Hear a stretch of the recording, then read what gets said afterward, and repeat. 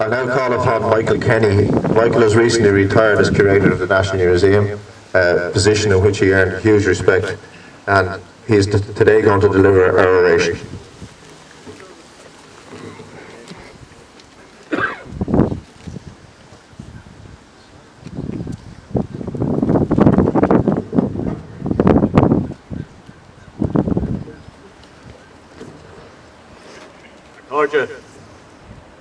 Is privilege mordum, is honor mordum fehan shahanyo, agus lawrt live in sanat sho, anat vanaha sho, oig Donovan Rossa. Tame scan have yogna nor swini more showed a vian shahana, Nadina a lawr an sho, agus a gas an sho, nora put Donovan Rossa emila native is pulled. Davrishin tame an harabet way the Macarja in the common left the gale, and an cuire sin a hortum, on the swinte sort a rain live in you. Come a haravet way.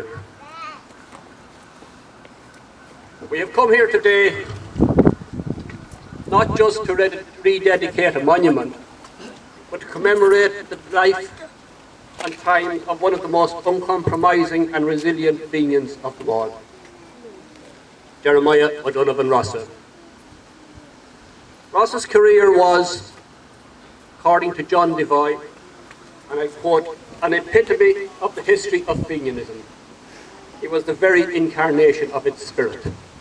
Now, that was praise indeed, coming from a man, John Devine, whose grave is right here beside us indeed. John Devine, a man who himself was later described as the greatest of all the Fenians. So a compliment from John Devine was a compliment.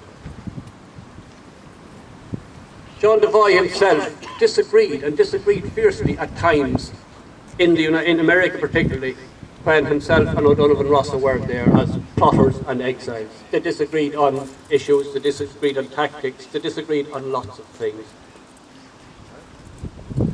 But he also added, sometimes the sacrifice was unnecessary, sometimes wholly unnecessary.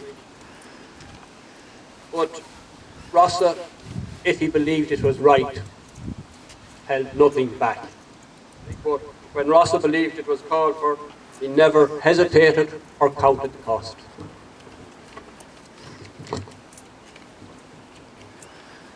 This unwavering will and determination was also noted in more recent times by the historian T.D. Williams, who noted that particularly O'Donovan Rossa's defiance of the hated Judge Keogh during his trial in 1865-66, and his subsequent ill treatment in not one but a whole string of English jails, made him, I quote, a symbol of the whole Fenian idea and movement. And that does sum him up. His trial was the most spectacular and heated of the Fenian trials. His ill treatment in jail became an international news story, attracting the attention of, among others, Karl Marx. And it's no harm, it's not the point here to go into a history lesson, but just a quick summary. His incarceration included, for example, 123 days on bread and water, 231 days on a penal class diet, 34 days with his hands manacled behind his back. I think it was 34 days also, or a couple of weeks anyway, in what was described as a very dark cell, as if the regular ones weren't dark enough. The handcuffing, by the way, forced him, at least for some of the time, to eat his food, as he said himself, like a dog, on his hands and knees. It's not maybe the time to dwell on the small print of his incarceration, but it does help us to understand where he came from, what he stood for, and his feelings and ideas in later life. Punishment also involved the removal of bedding, at least in some of the English jails. Discipline was ferocious. Absolutes in silence was enforced, and conditions were harsh, sometimes sadistic. Now, O'Donovan Rossa took everything that was thrown at him, endured everything that was thrown at him, and in doing so became an iconic figure for Irish Republicans.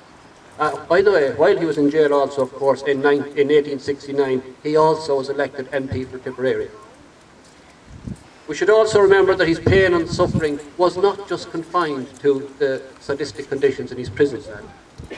He had also suffered much in his private life. His first wife died quite young, and quite soon after he was married. His second wife died young as well, so he had two bereavements in his very early years. His third wife, Mary Jane, a wonderful, tireless worker, speaker, and organiser, was very much to the fore, particularly in the amnesty movement of the 1870s. O'Donovan Ross's business ventures obviously collapsed when he was, his Irish business venture, or his business enterprise, collapsed when he was in prison. But even in America, later on, or over all the decades, he always sacrificed his various business enterprises to his primary cause, and that was the cause of Irish freedom. His life and character was summed up by the same T.D. Williams, who described him as passionate idealist, an individualist in thought and political action. He also, it must be said, described O'Donovan Rossa as jealous and sensitive, irascible and suspicious. He had a short fuse. But this description could well have been valid for most of the exiled Fenian leaders, and indeed for the exiled leaders from other countries as well, where people were thrown together for 20, 30, 40 years away from their own homeland, plotting and planning, disagreeing among themselves, getting some things right, getting some things wrong, but always trying. And like so many old Fenians, when he died, Jeremiah O'Donovan Rossa might well have been pushed into the quiet corners of Irish history, were it not for the decision of Tom Clark and his colleagues to bring back his body to Ireland. The result was the huge outpouring of public support at his funeral, and of course, Pearse's famous oration in this very cemetery. So much for the historical side. The next question facing us here: why should we remember O'Donovan Rossa, and what was his legacy? He was not a patient man. He was not a patient planner of the calibre of John Devoy. His thinking on social issues lacked the depth and radicalism of Micheal, for example, and his military expertise was fairly minimal. His legacy lay in the example he set, in his refusal to be subdued or bowed or cowed, regardless of the odds against him. His story, and particularly that of his incarceration in jail, brings to mind Terence MacSweeney's famous observation that it is not those who can inflict the most, but those who can endure the most who will prevail. That message is as valid now as it was in 1867 or 1916. Why, in the vastly different world of the 21st century, should we remember O'Donovan Rossa and his contemporaries? There are a number of reasons, some of them fairly obvious. The Fenians, although totally unsuccessful in their attempts at armed rebellion, did, however, pass on their message to a whole new generation. And that new generation was the generation which got together in their various ways, in the shape of the Gaelic League, Conradh na Gaeilge, the Land League, the GAA, the Literary Revival, and all the other various bodies that intertwined and meshed together to eventually take us into the 21st century and to 1916 and all that followed. So the Fenian legacy, although rather indirect in lots of ways, was huge.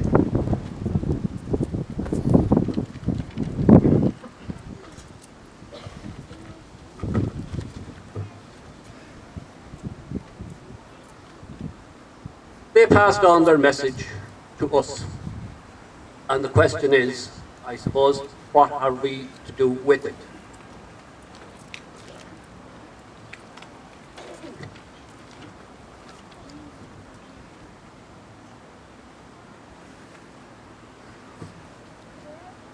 When he was on trial in 1865-66, O'Donovan Rossa was accused by the judge of the ultimate evil, quote, inciting the lower orders to believe that they might expect a redistribution of property.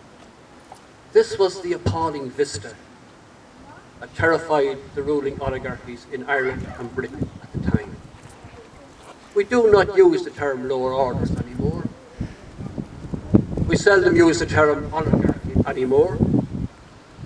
We don't use the term bondage in the sense that the Fenians used it anymore.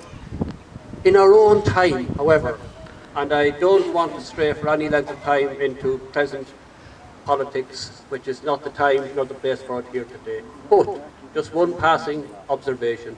In our own time, the massive transfer of wealth and resources out of the hands of the ordinary people of this state to the banks and the counting houses of Europe continues in full process. We have travelled in a great circle, all the way from bondage to bondholders. We would do well to remember that the independence we have, limited and all though it be, was achieved with great sacrifice and suffering, and we should never, ever take it for granted. O'Donovan Rossa, writing in the 1890s, said that Irish patriotism, he said that too much talk and too little action have been the characteristics of Irish patriotism for the last half century. Can we say much different in 2012 about our last half century? Thomas Clark Luby, the Fenian leader, writing in, I think it was the Irish People when O'Donovan Rossa was the business editor, he spelled out what he saw as the point and purpose of Fenianism. Quote, an Irish Republic in which the people of Ireland should own the wealth of Ireland and administer it for the benefit of that community, and not for any selfish interest or section or class. Would that we had stuck with it. Those sentiments were issued and echoed in the largely forgotten Fenian Proclamation of 1867, and also, sadly, in the largely disregarded Proclamation of 1960. Rossa and his fellow Fenians fought against the power wielded by those who were wealthy and who were titled. The struggle today for decent people who care for their fellow citizens is against power wielded by those who are wealthy and who feel entitled. Some things never change. If, however, we can maintain our dignity, our sense of who and what we are, if we continue to fight against equality, if we remain unbowed and uncowed, then perhaps we, in our own small way, will be honouring the memory of O'Donovan Rossa and his fellow Fenians. The role of the Fenian movement was memorably summed up as, quote, simply to bear witness and to keep alive a spirit of self-sacrificing and uncompromising nationality. Jeremiah O'Donovan Rossa was the epitome of that spirit, and it's for that reason that we are here today to honour and commemorate him. Took me the ration show, a rish, nella, agus ar muinte fresin, or ni cordoin, ni federling, na uigina shaw, na darma di enaf na uigina shaw, no na dina proga a tak corla. But a mila market.